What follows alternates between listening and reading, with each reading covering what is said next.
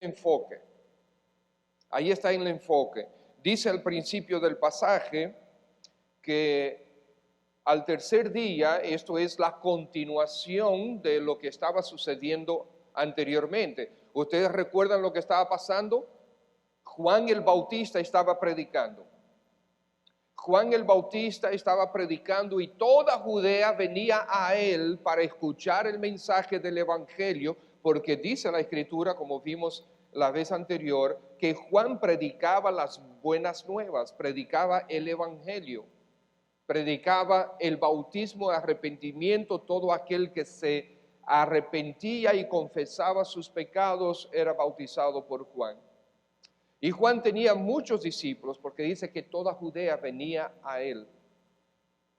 Pero cuando aparece el Señor Jesucristo, Juan señala hacia Cristo y dice: he aquí el Cordero de Dios que quita el pecado del mundo. He aquí la razón de mi ministerio. Yo no soy más que una voz que clama en el desierto. Yo no soy más que el precursor del verdadero maestro. Y entonces él apunta hacia Cristo. Al día siguiente de nuevo señala hacia el Señor Jesucristo, y Juan estaba con un par de discípulos de él, y dice que estos dos discípulos, ¿qué hicieron?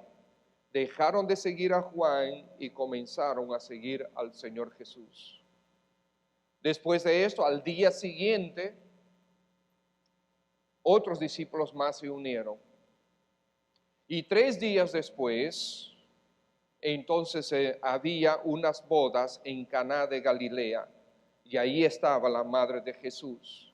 Y aparentemente era una boda de algún familiar, porque María estaba con responsabilidades durante la boda. Y por eso María, cuando se acaba el vino, hablan con María y María habla con Jesús, porque ella tenía responsabilidades. Dice que también fueron invitados a las bodas Jesús y sus discípulos. Mientras tanto, ¿cuántos discípulos tenía el Señor Jesús? Tenía solamente 4 discípulos, mientras tanto. ¿Hasta dónde podemos contar? Tenía 4 discípulos. Versículo 3, y faltando el vino, la madre de Jesús le dijo: no tienen vino. Jesús le dijo: ¿qué tienes conmigo, mujer? Aún no ha venido mi hora. Este es un versículo que ha traído mucha discusión, y la mayoría no puede entender cómo es posible que Jesús le hable así a su madre, porque esto parece una falta de respeto. ¿Cómo tú le hablas a tu madre así? Imagínate tú dirigiendo estas mismas palabras a tu mamá. Probablemente 2 segundos después te falte un par de dientes. Pero eso es aquí en República Dominicana. ¿Qué tiene conmigo, mujer? Eso es lo que nosotros pensamos que fue lo que dijo Jesús. ¿Y qué tiene conmigo, mujer? Déjame tranquilo, ¿verdad? Eso es lo que nosotros pensamos que dijo Jesús, pero eso no fue lo que dijo Jesús. Porque eso no fue lo que dijo el Señor Jesús. Ahora, el tono como el Señor dijo, nosotros no lo podemos saber porque estamos leyendo, no oyendo una grabación. Sin embargo, por el carácter de nuestro Señor, sabiendo que Él es Dios Santo, sí podemos entender que no fue una falta de respeto. Ahora, entonces, ¿qué fue? Es importante entender esto. Volvemos al versículo 11. ¿Qué dice el versículo 11? Que aquí inicia el ministerio público del Señor Jesucristo. Aquí inicia el ministerio público del Señor Jesucristo. Y vamos a juntar el próximo versículo, el 5. Su madre dijo a los que servían, después que el Señor le dijo eso: ¿qué tienes conmigo, mujer? Aún no ha llegado mi hora, no ha venido mi hora. María entonces le dice a los discípulos: pues mire, hagan todo lo que Él os dijere. Estos dos versículos nos dan a entender lo siguiente, hermanos. Primero, María tenía que entender que ya el Señor Jesús o su Hijo Jesús ya salía de su casa. María tenía que entender, necesitaba asimilar que Jesús había iniciado su ministerio público. María necesitaba asimilar que Jesús dejó de ser simplemente Jesús y que ahora es el Mesías. María tenía que asimilar que su rol en la vida de Jesús había terminado. Ella tenía que asimilar esto. Y a pesar de que ya él había salido de la casa, porque ¿dónde vivía Jesús y su familia? En Galilea. ¿A dónde estaba Juan bautizando? Cerca de Jerusalén, en Judea. ¿A dónde fue que Juan señaló a Jesús? Allá cerca de Jerusalén. Entonces ya el Señor Jesús se había ido a Jerusalén, había pasado un tiempo en Jerusalén y ahora había regresado a Galilea. María tenía que asimilar que Jesús, habiendo alcanzado los 30 años de edad, ya tenía que comenzar su ministerio público. Ustedes recuerdan que cuando nosotros leemos las Escrituras que cuando Jesús era pequeño, María y las cosas que sucedían, ¿qué dice la Escritura? Que María guardaba en su corazón estas cosas. Ella dice, porque, señores, yo no creo que a ninguna dama se le olvidaría que había quedado embarazada siendo virgen y que había dado a luz un hijo siendo virgen. No creo que a ninguna mujer se le hubiese olvidado eso, ¿verdad que no? A ella no se le había olvidado. No se le había olvidado lo que el ángel le comunicó. No se le había olvidado ninguna de estas cosas en la vida de Jesús. Tiene que haber sido algo muy interesante, haber criado a Jesús. Ahora, ¿por qué la Biblia no nos da muchos detalles de la vida de Jesús antes de los 30 años? Bueno, hermanos, por causa de la idolatría. Por causa de la idolatría, aún hoy hay religiones y una de manera particular que adoran al divino niño. Pregunto, ¿es Jesús niño? Estoy haciendo la pregunta en presente. ¿Es Jesús niño?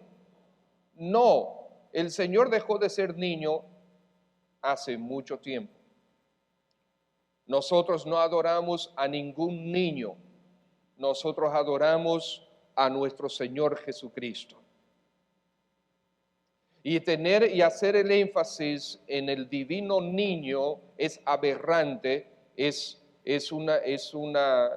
idolatría, es una falsa enseñanza.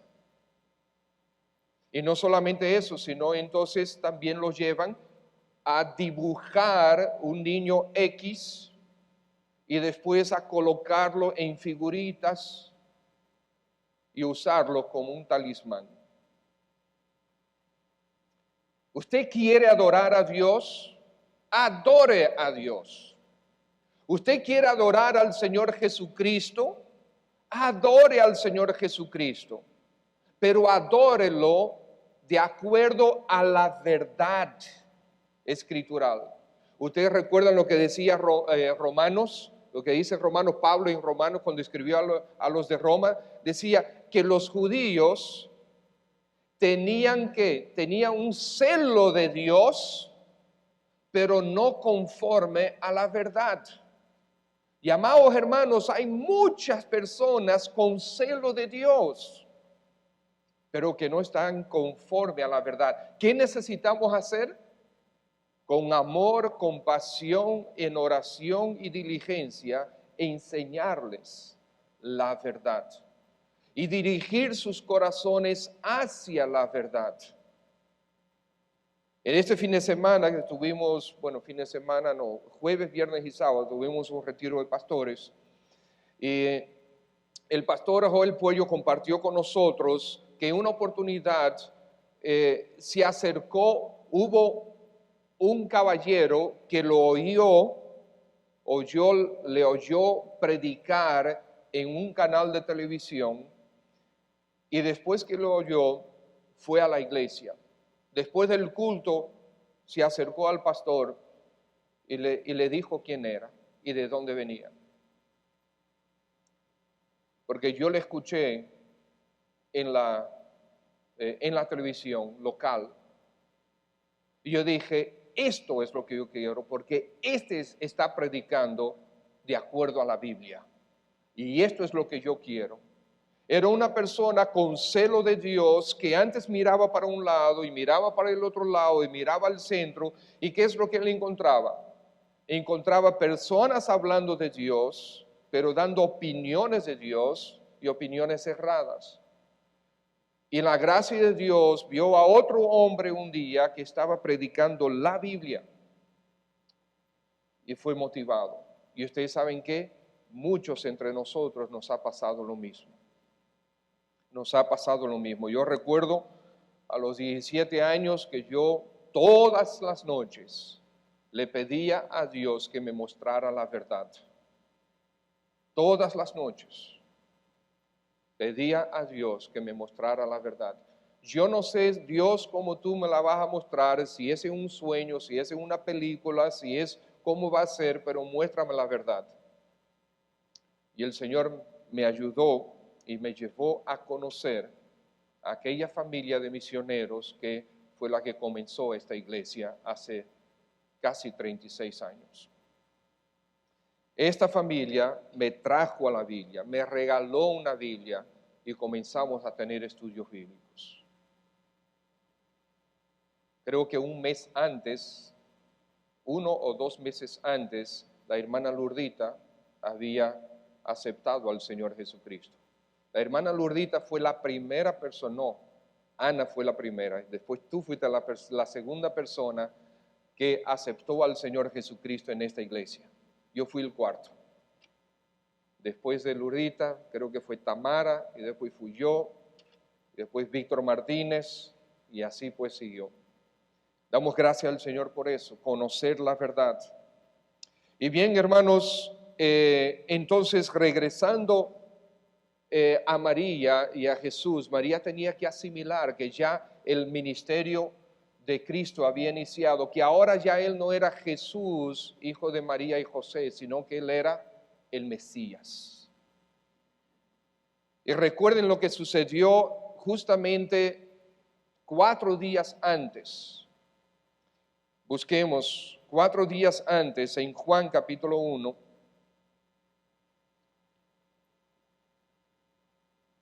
Fíjense lo que sucede aquí en Felipe, versículo 45, capítulo 1, versículo 45. Felipe halló a Natanael y le dijo, hemos hallado a aquel de quien escribió Moisés en la ley, así como los profetas. ¿A quién? A Jesús, el hijo de José. O sea que ellos conocían a José, de Nazaret. Y entonces Natanael le pregunta, ¿de Nazaret puede salir algo bueno? Felipe le dijo, ven y ve. Ven y ve. Y así pues cuando Jesús vio a Natanael que se le acercaba, dijo de él, he aquí un verdadero israelita en quien no hay engaño. Y dijo Natanael, ¿y de dónde me conoces? Respondió Jesús, le dijo, antes que Felipe te llamara, cuando estabas debajo de la higuera, te vi. Señores, lo que da a entender aquí es que Felipe busca a Natanael en alguna otra parte del pueblo, de algún otro lado. Jesús no estaba presente. Y Jesús aquí le dice a Natanael, yo te vi. Cuando estabas debajo de la higuera. Ah, pero ven acá. Versículo 49. Rabí, tú eres el Hijo de Dios. Tú eres el Rey de Israel. Y en otras palabras, tú eres el Mesías, el Cristo. Tú eres el Cristo. Hermanos, eso es exactamente lo que el Señor Jesucristo, con este primer milagro en Caná, quería colocar de una manera firme en el corazón de estos primeros discípulos. No quería que ellos tuvieran dudas sobre quién Él era. Entonces el Señor le demuestra a Natanael y a Felipe que Él es el Dios omnisciente, que Él conoce todas las cosas, que Él no necesita estar presente en un sitio para saber lo que está sucediendo, para ver lo que está sucediendo. Cristo Jesús no necesitaba estar ni siquiera de lejos, no necesitaba ver a Natanael debajo de una higuera presencialmente. El Señor Jesucristo sabía todo esto y sabe todo esto. Bien, entonces, ¿qué más debemos ver aquí? Primero, que María necesitaba asimilar que Jesús ya había iniciado su ministerio público como el Mesías. Pero hay otra cosa que vemos aquí, es que Jesús, a pesar de eso, decidió atender a los deseos de María. Amados hermanos, nunca es fácil dejar ir a un hijo. Nunca es fácil. A Natacha y a mí nos tocó ya recientemente. Y aunque el hijo mío no está fuera del país, sin embargo, asimilar que ya él no viene a estar en la casa, tuvimos que asimilarlo. Yo tuve que asimilarlo por lo menos. Y en los primeros días yo estaba un poco sentimental o emocional sobre el tema. Cuando él fue y se pasó 1 año y medio estudiando, en ese momento no, porque él regresaba a la casa en la gracia de Dios. Pero después que ya de aquí no viene, aunque quiera, ya no puede volver a la casa. Bíblicamente no puede. Entonces, no es fácil. Y María tenía que asimilar esto y puede ser una conjetura mía, pero Jesús tomó la decisión de apoyar a su madre. Es muy probable, hermanos, que José ya había fallecido en este momento, porque no vemos a José en ningún lado. No sé de dónde cierta religión saca tantas cosas sobre José, de su creatividad, me imagino, porque la Biblia no habla nada sobre José después que José y María se casaron. Nada. Pero aquí vemos a María y vemos a Jesús. Y María no va donde José para decirle, José, pues encárgate, sino María va donde Jesús para que Jesús se encargara. ¿Por qué? Hermano, Jesús era el primogénito. Y siendo el primogénito en la tradición judía, en la cultura judía, él asimilaba el patriarcado con la ausencia del padre. Y principalmente a los 30 años de edad es cuando ya supuestamente eran completamente adultos. Asimilaba el patriarcado y como el primogénito él era el que asimilaba también doble porción de la herencia, él era el que comenzaba a dirigir la familia. Hay un caso parecido, que el caso de Rebeca. Ustedes recuerden cuando Eliezer fue a buscar esposa para Jacob, ¿Quién fue que hizo toda la negociación? Fue Eliezer, ¿con quién? Con Labán, el hermano de Rebeca. Porque aparentemente, ¿okay?, el papá ya no estaba.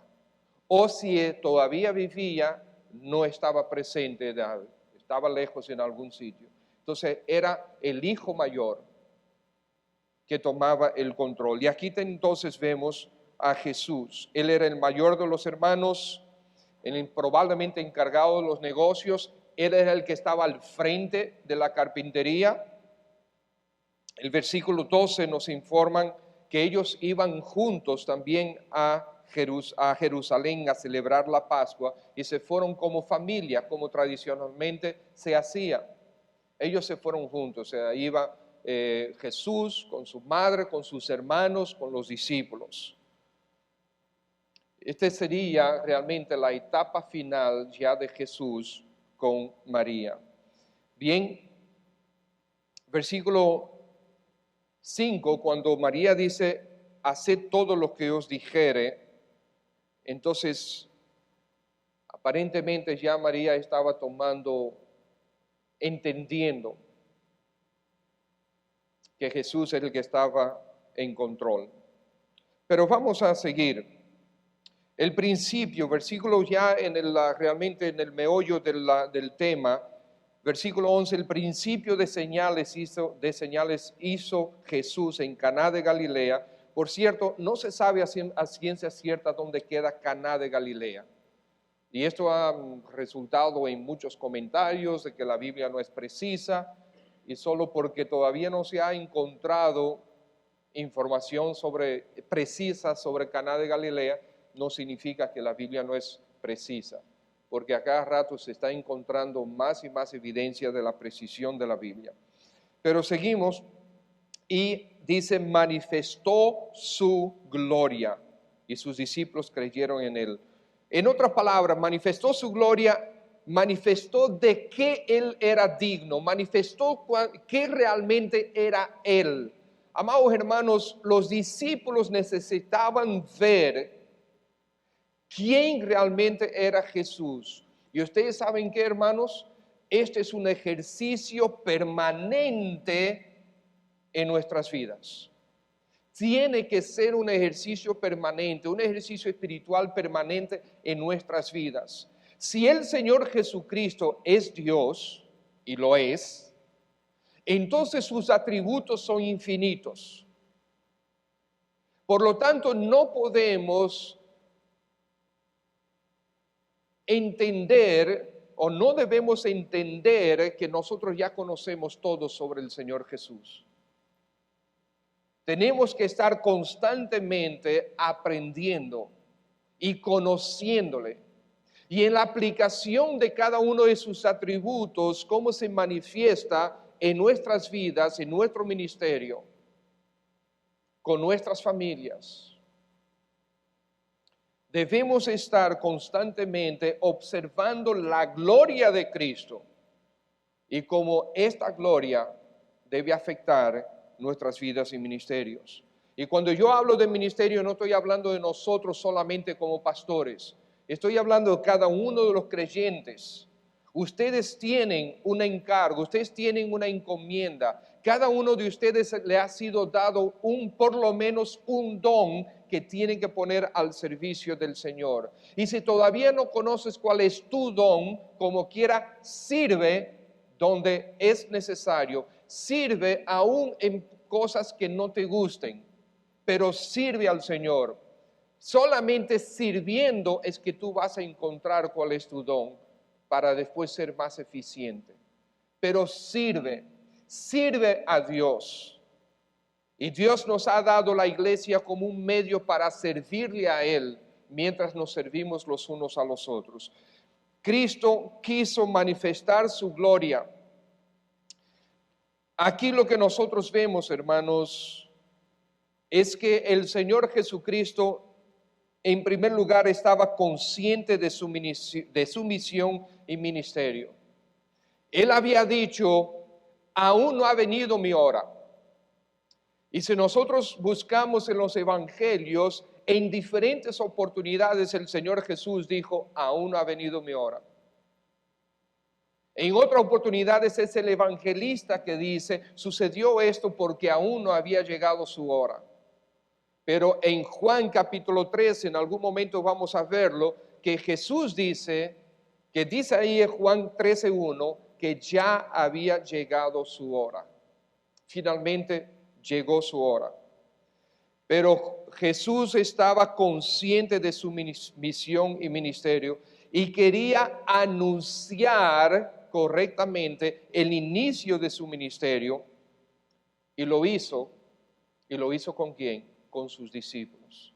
Este principio de señales hizo Jesús. Versículo 11. El propósito aquí de este milagro no parece haber sido el querer ayudar a un montón de personas que estaban en una fiesta comiendo y bebiendo. Porque dice que este milagro fue llevado a cabo en presencia de sus discípulos. Y al parecer los únicos que, aparte de los discípulos que estaban ahí presentes, fueron los dos sirvientes. Los sirvientes. Este milagro, hermano, fue aparentemente dirigido de manera especial a estos 4 discípulos. A Pedro, a Andrés, a Felipe y a Natanael. Principio de señales. Hermanos, aquí manifiesta el interés de Dios, que Dios tiene, que nuestro Señor Jesucristo tiene por sus discípulos, por ti. Nosotros vemos el ejemplo aquí con estos 4 discípulos. El Señor quería que ellos no tuvieran lugares a duda de quién Él era, y manifestó su gloria. Aquí vemos a Felipe. Felipe fue el tercer discípulo de Cristo. Primero fue Andrés. Andrés buscó a su hermano Simón Pedro, que después el Señor le puso el nombre de Cefas. Y entonces, después de Simón Pedro, vino Felipe. Fue Andrés, Simón Pedro, su hermano, de los 12, y entonces Felipe fue el tercero, ¿verdad? Y siempre él en el grupo de los discípulos era mencionado en quinto lugar. En todos los evangelios y en Hechos era mencionado en quinto lugar. Estaba primero Pedro, después estaba Jacobo, Juan, Andrés y entonces Felipe. Fue uno de los señalados para atender con justicia a las necesidades de las viudas. Ustedes recuerdan Hechos 6. O sea que aún un tiempo después de la partida del Señor Jesús, Felipe seguía siendo fiel. Él predicaba, se convirtió en un evangelista. En Hechos capítulo 8, seguía predicando aún después de Hechos 8, aún después de su encuentro con el etíope. Dice que él seguía predicando el evangelio. Vemos eso en Hechos capítulo 9. Y en Hechos capítulo 21, o sea, ya llegando al final de Hechos, Lucas una vez más habla de Felipe y se refiere a él como el evangelista. Entonces Felipe fue uno de los fieles seguidores del Señor. El Señor Jesucristo quiso mostrarle a él quién realmente él era. Y Felipe lo asimiló y Felipe permaneció fiel como discípulo. Natanael solamente aparece en el Evangelio según San Juan. Los otros evangelios no lo mencionan. No se vuelve a mencionar tampoco en Hechos ni en las epístolas. Fue el tercer discípulo que fue traído a Cristo por Felipe. Natanael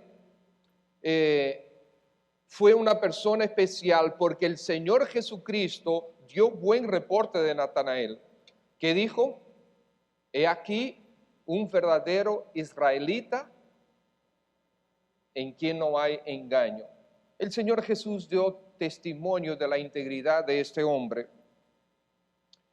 Natanael creyó cuando oyó personalmente a Jesús. Le dijo: Rabí, tú eres el Hijo de Dios. Tú eres el Rey de Israel. En otras palabras, tú eres el Cristo, en quien yo tengo que creer, a quien yo tengo que seguir. Y Natanael permanece fiel, aunque no fue uno de los 12 apóstoles. Felipe sí lo fue, Natanael no lo fue. Leemos sobre él también en Juan capítulo 21, en una de las apariciones del Señor Jesucristo después de la resurrección. Por lo tanto, Natanael también permaneció fiel hasta el final. Lo vemos sirviendo fiel al Señor, que aparece con los discípulos al final de Juan. Andrés, al parecer, fue el primero de los que siguieron al Señor y permanecieron siguiendo al Señor. Andrés fue uno de los 12 y Andrés también permaneció hasta el final. Y el otro, el cuarto discípulo que estaba aquí, fue Pedro, y creo que no es necesario que abundemos sobre Pedro. Todos tenemos mucha información sobre Pedro, y no sé usted, pero yo me identifico mucho con Pedro. Entonces aquí tenemos a estos 4 discípulos, y el Señor quiso hacer este milagro, principio de señales, donde Él manifiesta su gloria en presencia de estos 4 discípulos. Fíjense cómo Él manifiesta su gloria. Y parte de cómo Él manifiesta su gloria fue en cosas que Él no hizo. Y les voy a dar una lista de cosas que Él no hizo, muchas de las cuales las comparto de un comentario de J.C. Ryle. Por ejemplo, Él no hizo el milagro delante de los invitados. Fue un acontecimiento bastante privado, bastante dirigido. Aunque se haya dado a conocer después, esto fue dirigido. Era personalmente para esos discípulos. El Señor no esperó tener a los 12. El Señor les dio atención especial a estos 4. ¡Qué bendición! Él no tocó ninguno de los envases. Él no tocó el agua. Él no dio órdenes al agua para que se convirtiera en vino. Él no hizo ningún rito especial para convertir el agua en vino, que a veces el Señor lo hacía. ¿Ustedes se acuerdan una vez que Él sanó a un ciego? Le puso lodo en los ojos. No hizo ningún rito especial. Él no tuvo que hacer una oración especial, ni prender incienso, ni prender velas, ni colocarse unas vestimentas especiales, ni hacer ayuno, ni pedir una cadena de oración. No hizo nada de esto. ¿Qué fue lo que Él sí hizo? Le dijo a los discípulos, a los sirvientes, qué tenían que hacer. Llenen las tinajas. Mira, aquí hay 6 tinajas. Y hay algo importante que dice Juan, que esas 6 tinajas eran tinajas de piedra. Eso significa que no eran tinajas que podían ser movidas fácilmente. Y eran 6. Y las tinajas estaban ahí por causa del ritual de lavamientos de los judíos.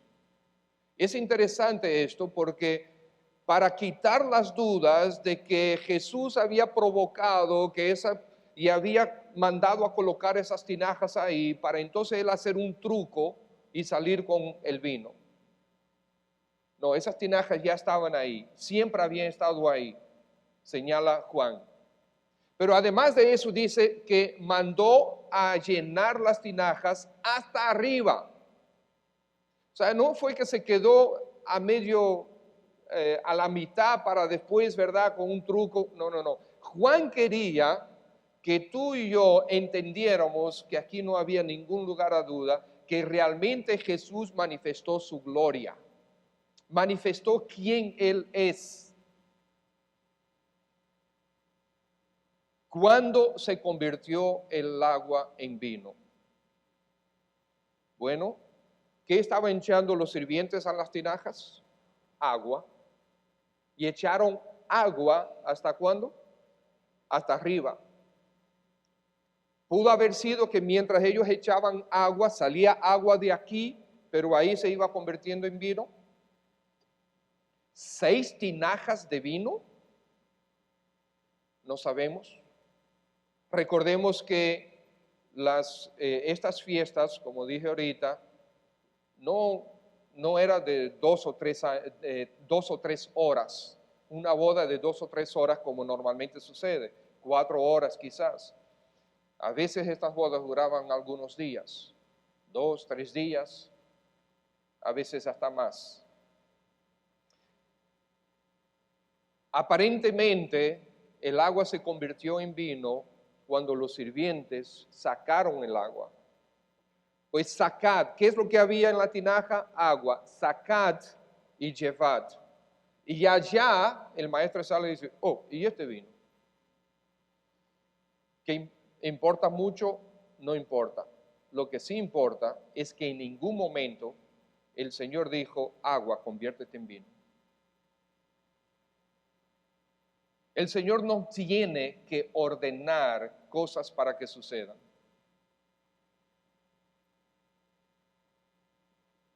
¿Se manifestó la gloria de Jesús? Absolutamente. Se manifiesta aquí su poder. Él provocó una sustitución total de naturaleza de estos productos. Había agua, el agua desapareció, ahora es vino. El Señor Jesucristo aquí creó vino. No fue que hubo un proceso X que adentro habían algunas uvas, no. Es que había agua, ya el agua desapareció y de repente, ¡puf!, vino. Cristo Jesús manifestó su gloria manifestándose como el creador también. Él creó vino. Y pudieran argumentar aquellos que quieren buscarle la quinta pata al gato que la mayor parte de el vino es agua, quizás el 85% del vino es agua. ¿Está bien? ¿Y convierte tú el agua en vino a ver si puedes? Esos críticos, pues está bien, ok, el 85% es agua, ok, hazlo tú entonces. Hazlo tú. Si es tan sencillo, si la única diferencia es del 15%, hazlo tú. No pueden. Jesús es el creador. Se manifiesta su control, no solamente su poder, sino control. Fue como Él quiso, cuando Él quiso y lo que Él quiso. De nuevo, cuando Dios creó a los cielos y la tierra, ¿qué dijo? Primero dijo, sea la luz. Dio un mandato y apareció la luz. Y después Dios, cada una de las cosas fue por una orden. Cuando vino el leproso delante del Señor Jesús, dice, Señor, si quieres, puedes limpiarme. El Señor dijo, quiero, sé limpio. Dio la orden. Pero aquí no hizo nada de esto. Aquí sencillamente dio órdenes, mira, échenle el agua. Ok, ahora tome un poco y llévenselo. Y de repente el agua que estaba dentro de la tinaja que ellos llevaban dejó de existir y ahora comenzó a existir vino.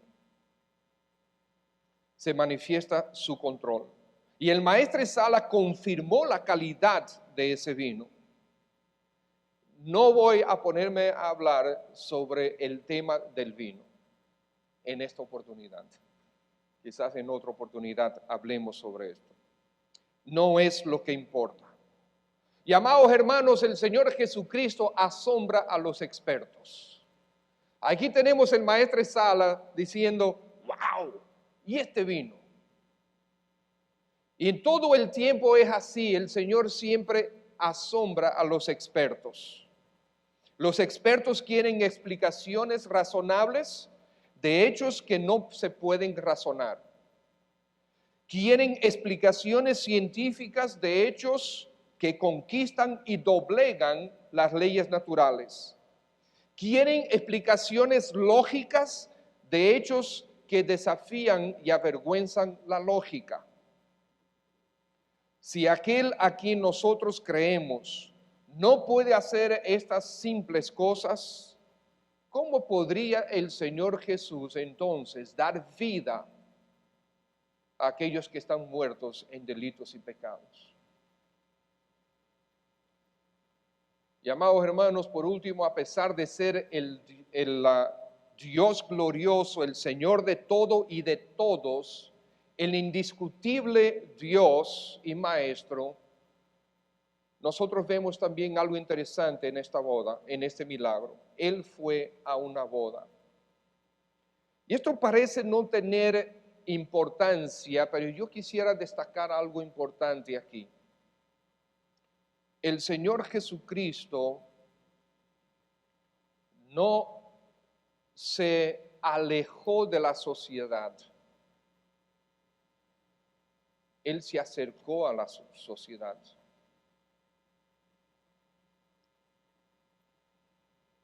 ¿Cuál fue el testimonio? Juan no come ni bebe y está en el desierto, se viste raro. Y después, ¿qué decían de Jesús? Ese es un degenerado, ese mira, come y bebe y anda con pecadores y publicanos. Claro que el Señor no era así. Cada vez que vemos al Señor Jesucristo con los pecadores y publicanos, ¿para qué era? ¿Para disfrutar del momento? ¿Para pasar un buen rato? ¿Para qué era? Para influenciar, para transformar, para cambiar, para producir resultados de vida eterna en los presentes. Hermanos, es verdad, Él fue a las bodas. Y aquí encontramos que las bodas no vamos a a espiritualizar las cosas. En las bodas se bebían vino y la gente se emborrachaba. No estoy diciendo aquí que el vino que el Señor hizo emborrachó a los presentes. No me estoy refiriendo para nada al tipo de vino. La Escritura habla de vino en diferentes formas. Se refiere a las uvas cuando están todavía en la vid, les llama vino, y todavía la uva está en la vid. Le llama vino la Escritura al zumo que está siendo pisoteado en el lagar, donde están pisando las uvas. A ese zumo le llama vino y todavía no estaba fermentado, etcétera, etcétera, etcétera. A la producción de la tierra le llama vino. Entonces, no estamos hablando de eso, estamos hablando es que el Señor Jesucristo aprovechó una situación aquí y fue para producir cambios. No fue para disfrutar y no fue para ser influenciado, fue para influenciar. Amados hermanos, hoy en día se oye demasiadas cosas con relación a lo que debe y no debe hacer el creyente. Pero lo que nosotros sí necesitamos tener en cuenta y claro es que donde quiera que vayamos, donde quiera que nos metamos, señores, es también para ser instrumentos de nuestro Señor. Tú vas a una boda, ¿a qué tú vas? Tú vas a trabajar en tal sitio, ¿a qué tú vas? ¿Te vas a mudar a tal apartamento? ¿A qué tú vas? ¿Tú vas a la playa? ¿A qué tú vas? Y no estoy diciendo que no tomemos descanso. Ustedes me han escuchado y yo no prohíbo a nadie ni hablo en contra de nadie que quiera tomar su descanso.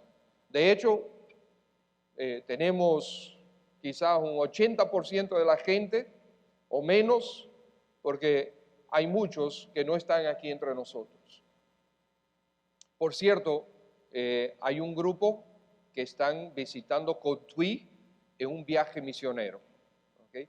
Otros que están enfermos, o sea que no todo el mundo está tomando un asueto.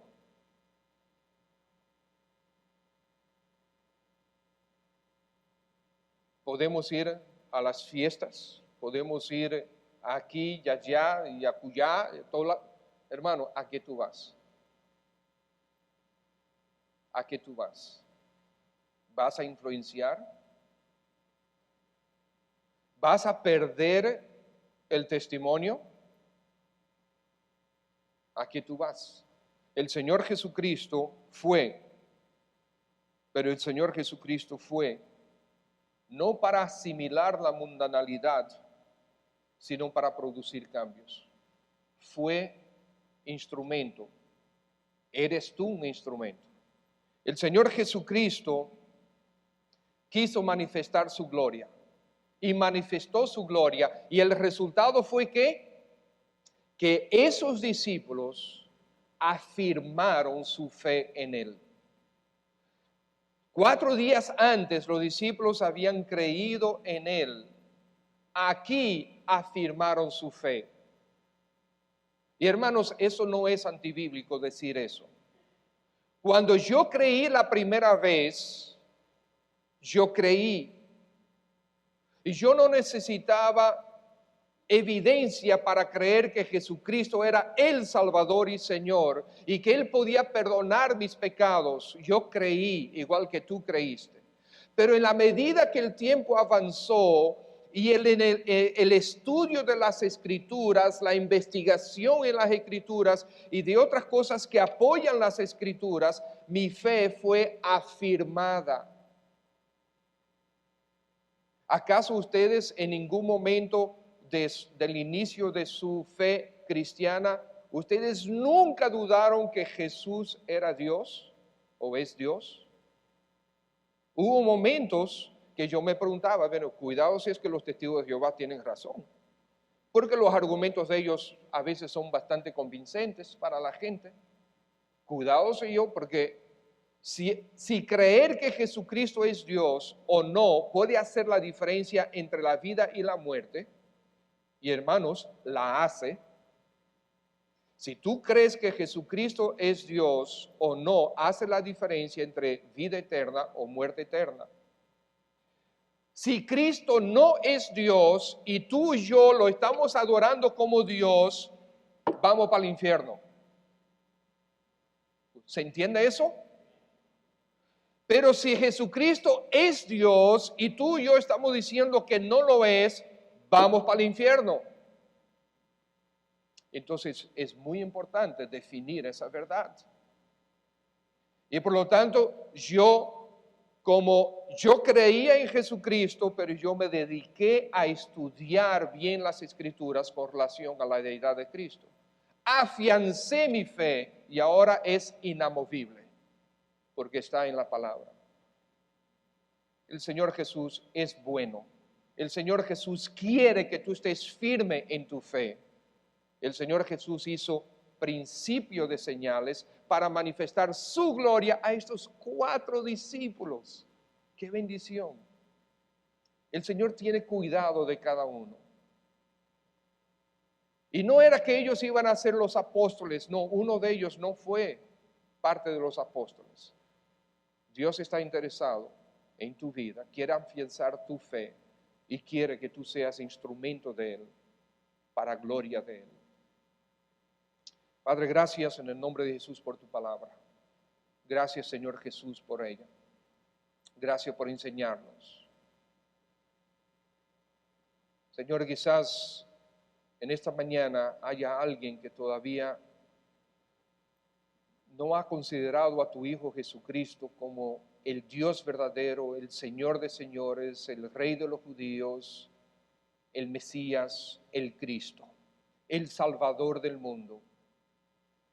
Pedimos, oh Espíritu de Dios, que muevas a esta persona a creer que Cristo es el Salvador y que él o ella necesita entregar su corazón y su vida a aquel que es el dueño de todo, el Creador, el Salvador, el Redentor, a nuestro Señor Jesucristo, tu Hijo amado. Pero también a nosotros que por tu gracia ya creímos. Ayúdanos a afianzar nuestra fe en tu palabra, en quien tú eres. Ayúdanos a afianzar en ella para ser instrumentos más eficaces mientras vida tengamos.